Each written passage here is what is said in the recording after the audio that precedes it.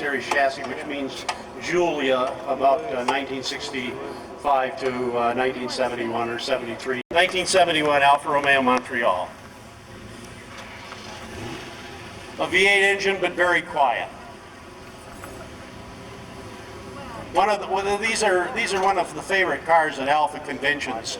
The National Alfa Romeo Owners Club is going to have its annual convention in Los Angeles over the July 4th weekend, and we'll expect to see a number of Montreals there.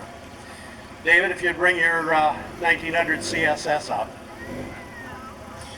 Just after the war, Alfa Romeo went back into production with its cars. Prior to the Second World War, all Alfa Romeos were hand-built.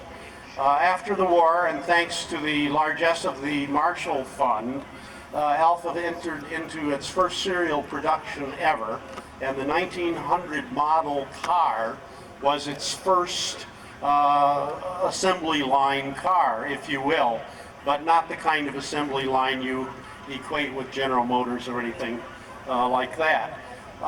Primarily the 1900s were sedans. This is a Zagato bodied 1900, and I'll ask David to step out if you would, and you can tell us some more about this lovely car. You know, some people say that the Alfa 1900 was the 57 Chevrolet of Italy. They made them and used them for everything, taxis and family sedans and anyway. So Zagato took about 29 bodies and put their famous super thin, racing fast, all plastic window body on them. And this is one of the last ones made, and it has a double bubble roof. Maybe there's a handful of double bubbles, and it has a very low nose on the front. Most of them are quite high.